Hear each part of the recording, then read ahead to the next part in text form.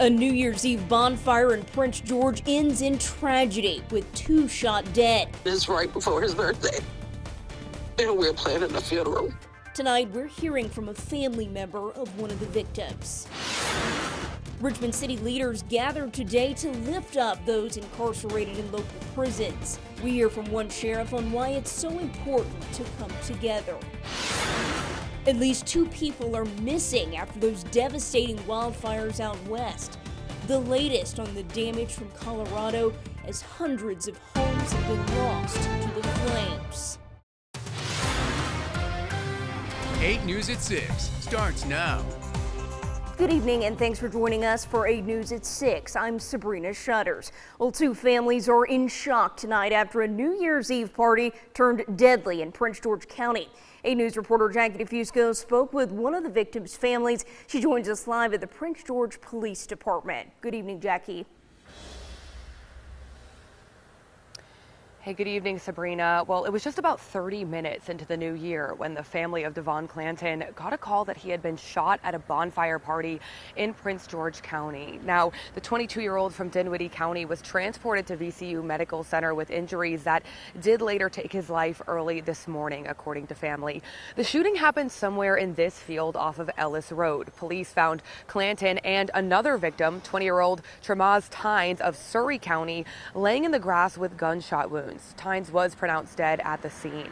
Now, police don't know what led up to this shooting at this point, and no arrests have been made, we're told. But meantime, I did reach Clanton's family just this afternoon. They say they're not ready to speak on camera, but I did speak with his cousin, Marquita Clanton, on the phone. She says Devon was well known, quiet, and respectful, and she's shocked that anybody would do this to him. I mean, it's a struggle to get a call on New Year's Day that your family member been shot and then later on they pass away. And it's actually, his birthday is January 11th. And it's right before his birthday. And we're planning a funeral. Now, police say there were about 200 people at that bonfire party that quickly dispersed when police arrived. But that said, they are fairly confident that somebody witnessed this shooting. So if you have any information that could help solve who is behind these shootings, you're asked to reach out to Prince George County Police Department, Crime Solvers, or you can make an anonymous tip using the P3 Tips app. Live in Prince George tonight, I'm Jackie DeFusco, 8 News.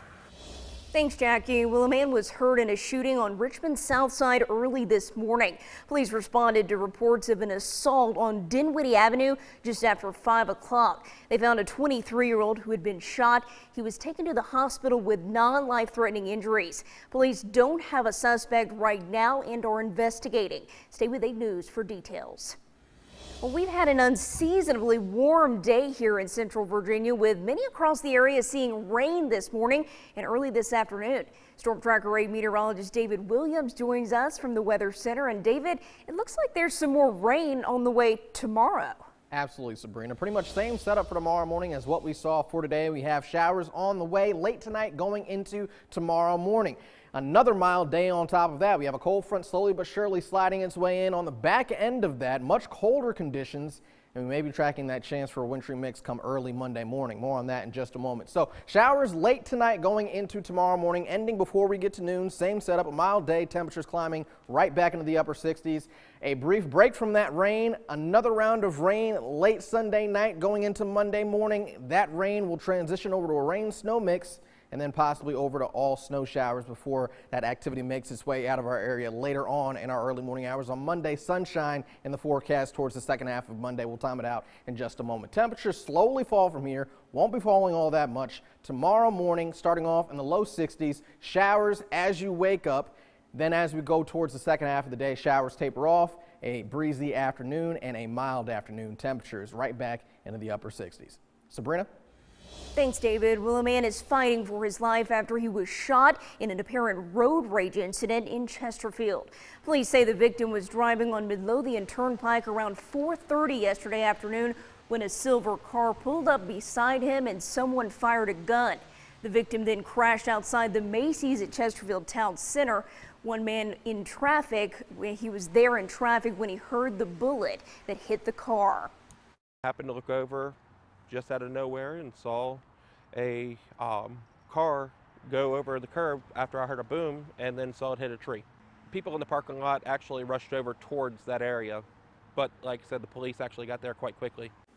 Police haven't identified the victim. The suspect is still on the run this evening. If you have any information about what happened, call police or Crime Solvers. Now, the latest in those destructive wildfires in Colorado. Overnight snow finally putting out most of the remaining flames of what officials say was the most devastating blaze in the state's history. They say 2 people are now missing and hundreds of homes have been lost to the fire. Here's Elizabeth Schultze with the latest.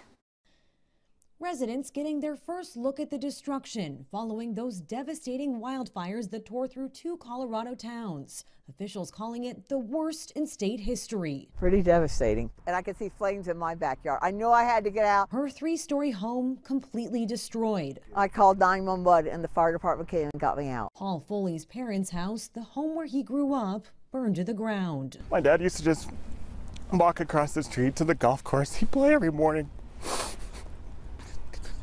They lived this like life and it's just gone. The fires fueled by a combination of drought and high winds. The fire was moving basically at the same speed of the wind. Those winds packing hurricane-force gusts, pushing the flames right into the towns of Superior and Louisville, just outside Boulder. This is our community, and to watch it burn so quickly, so unexpectedly, is something that I think we're all just struggling to believe and understand. Thousands were forced to evacuate. God help us. Drivers unable to see through the smoke as the flames jumped the road. Shoppers fleeing this Costco into a wall of smoke.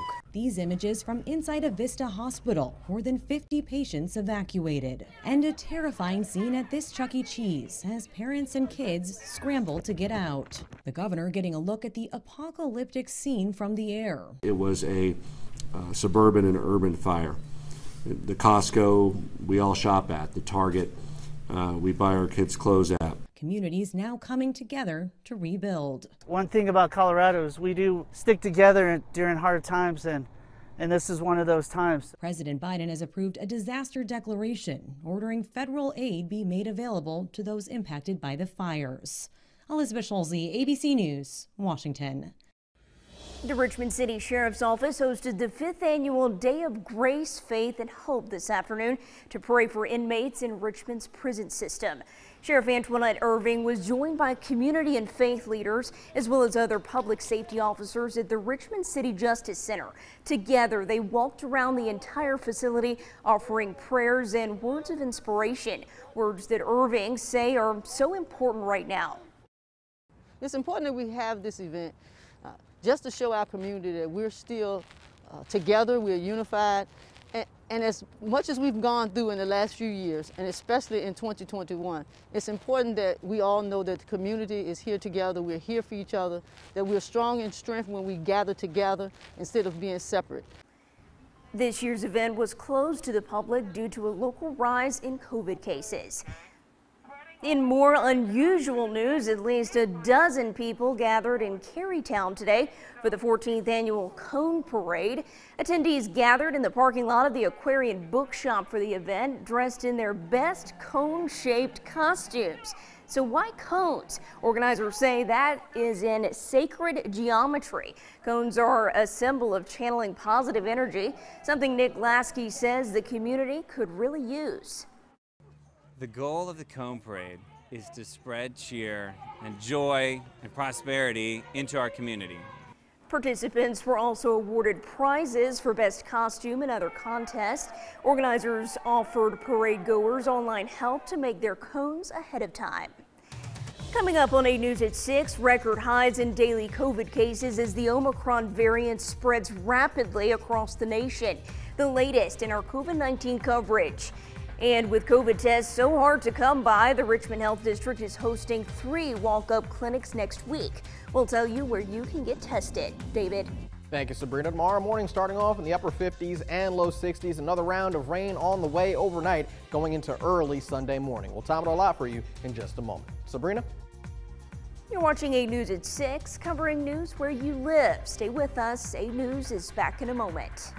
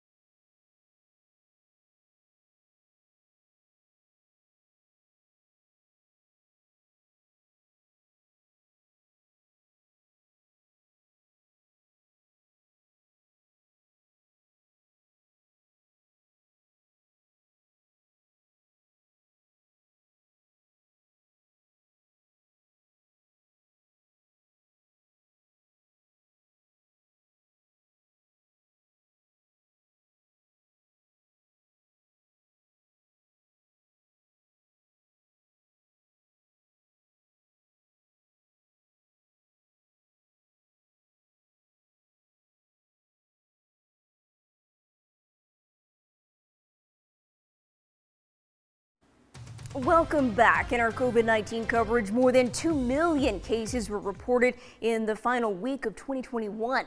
Many Americans are waiting hours in line to get tested for the virus. Inez de la Quatera reports for us. As a new year begins, the country continues to struggle with COVID-19 and the Delta and Omicron variants. 2.2 million cases reported in the final week of 2021, nearly 4 Americans testing positive every second. In New York City, Times Square's traditional ball drop scaled down as reports of infections across the state reach an all-time high for a third straight day. We know that hospitalizations are putting a lot of stress on an already overtaxed healthcare system. Americans still spending hours in line waiting for tests, some lines stretching for miles. We were basically told that the chances of us getting tested were basically zero because there were 200 people in front of us. So by the time they closed, they wouldn't get to us. It's pretty frustrating where I've been literally up since, I don't know, 6 o'clock this morning trying to look for sites. I'm in healthcare and I can't treat my patients if I don't get tested. 10,000 Americans being admitted to the hospital with COVID every day. By mid-January, that number could reach 28,000 per day. And there are still 30 million eligible children still unvaccinated and a record number of kids in the hospital with COVID. Hospital systems are filled, people are still getting sick, and there's still a lot of exposure happening to frontline workers, people who are needed to keep our country running smoothly. In San Diego, the COVID surge putting more than 100 firefighters and lifeguards into isolation. We're having to temporarily brown out units, and that is not a road we want to go down. And holiday travel continues to be impacted with a rising number of airline crew and staff testing positive for the virus. Well, there's a lot of cancellation with the virus. You know, I'm hoping this is getting better, not worse. Inez de la Quatera, ABC News, Washington. The Richmond City Health District is hosting 3 walk-up COVID-19 testing events next week. Take a look. The first will be Tuesday at Second Baptist Church from 9 to 11 a.m. The second is Wednesday at the Highland Springs Community Center from 3 to 6 in the evening. And the third will be Friday from 1 to 3 p.m. at Diversity Thrift. Appointments are not required, but tests are available on a first-come, first-served basis.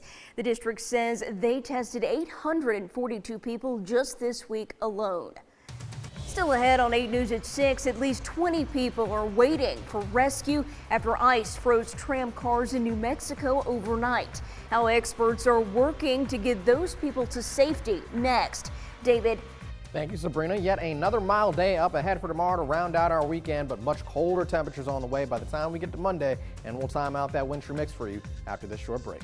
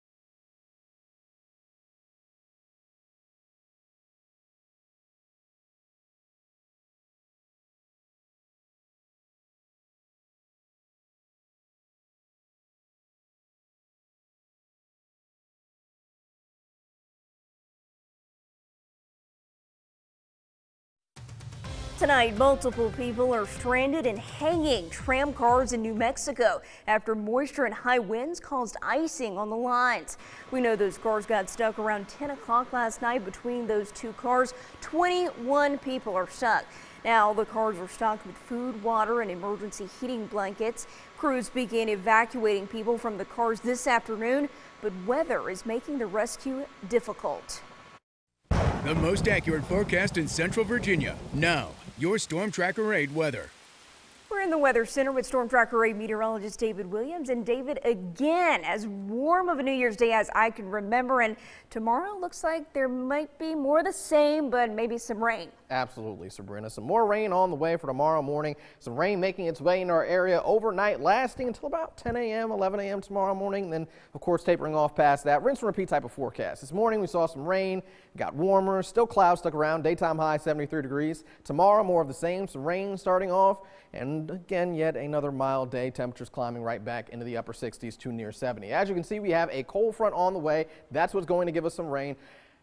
A little bit of a difference, though. Some heavier rain in the forecast for tomorrow morning than what we saw for this morning. Light rain across the area this morning. Tomorrow morning, we'll have a few more moderate pockets of rain mixing in as we go throughout the remainder of our overnight hours and into tomorrow morning. As you can see right now, we're just dealing with cloud cover, and of course, that's going to keep us pretty well insulated. So tomorrow morning, only dropping into the upper 50s and low 60s, which once again is where we started off this morning as well. As you can see, all those yellows and reds. Very, very heavy rain making its way in by the time we get to around 2 a.m. to 3 a.m. That lasts until we get to around 10 a.m., 11 a.m. As you can see, all that rain tapers off even earlier than that, closer to around 8 to 9 a.m. Maybe some very limited sunshine tomorrow afternoon, closer to around noon, 1 p.m., 2 p.m. More clouds on the way past that as we go into the remainder of our Sunday night. It will be breezy late tonight going into Sunday morning. Winds taper off. Will be relatively calm before the storm. Then as we go into early Monday morning, as you can see, rain making its way in from the south, some snow off to the west. We will be dealing with possibly a rain-snow mix in our overnight hours going into early Monday morning. We'll take a deeper look at that in just a moment. Once we get past Monday, though, we're dry for Tuesday. Wednesday will be much colder, folks. Temperatures on Monday and Tuesday only in the upper 30s and low 40s. Tuesday, a little bit warmer, mid 40s. Wednesday, dry conditions. Thursday, another day you may potentially have to keep an eye on. Friday, Saturday, we're looking at dry conditions. And Sunday, a chance for a few evening showers. As far as rainfall accumulation goes, over tomorrow morning and even Monday morning, a few tenths of an inch of rain to half an inch of rain. And of course, that's taking into account possibly this rain-snow mix that we may see. So around 4 a.m., 5 a.m., as you can see, rain-snow mix. Possibly transitioning over to all snow by the time we get to around 6 a.m. to 7 a.m. All this activity pulls away as we continue throughout our morning hours at around 11 a.m.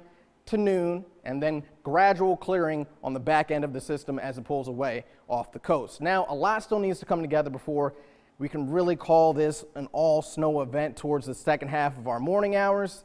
What we're really going to be watching is the track of this system and how quickly that cold air makes its way in. Tonight, temperatures slowly fall, really not falling all that much, starting off 63 degrees. Then we'll be warming up into the upper 60s. Monday, upper 30s, low 40s, and that chance for a wintry mix transitioning possibly over all snow. Tuesday, much cooler, 45 degrees. Then keep an eye on Thursday, folks. A cold day up ahead on Friday, and of course back to the 40s on Saturday. Mid-50s come next Sunday, along with a chance for a few evening showers.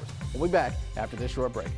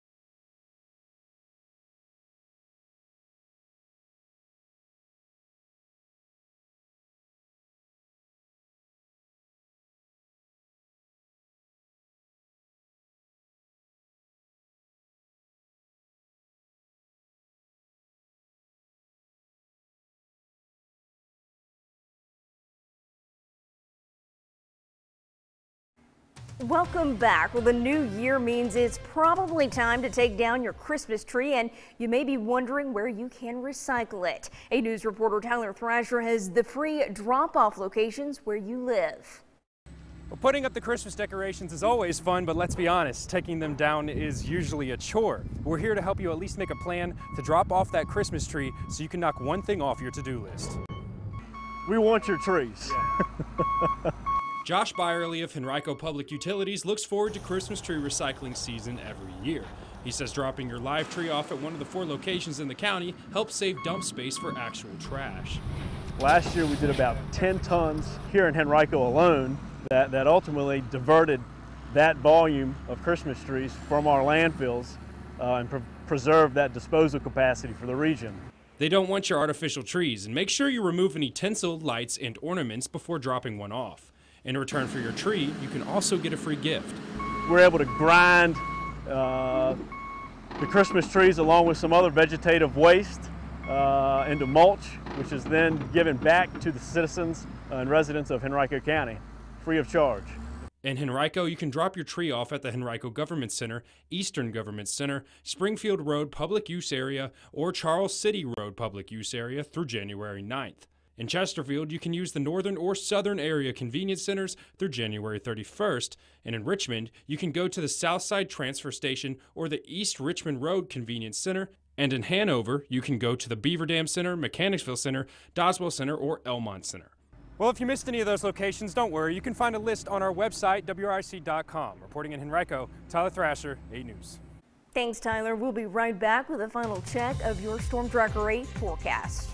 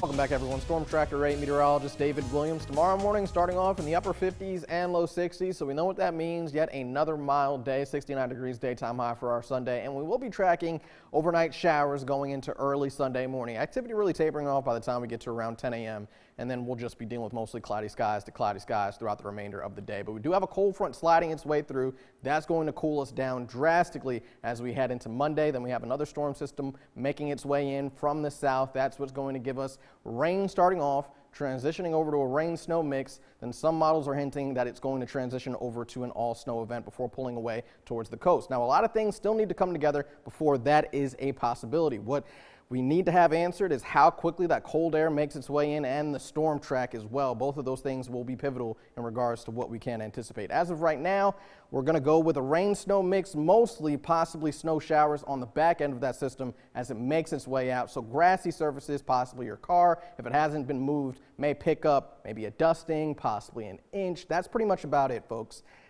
This is not going to get you out of school. This won't get you out of work, but maybe a few nice pictures. All eyes on Monday. Absolutely. We'll see you at 11.